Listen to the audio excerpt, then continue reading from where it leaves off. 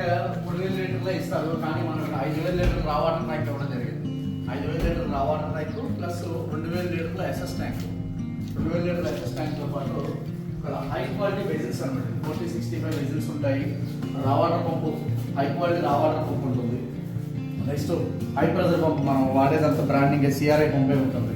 High pressure పంపు, high quality water plant అయితే మాత్రం ఇలాంటి పర్ఫెక్ట్ ఉంటుంది. పైపులు కానీ ఫిట్టింగ్స్ కానీ ఎక్కడ కాంప్రమైజ్ అవ్వకుండా.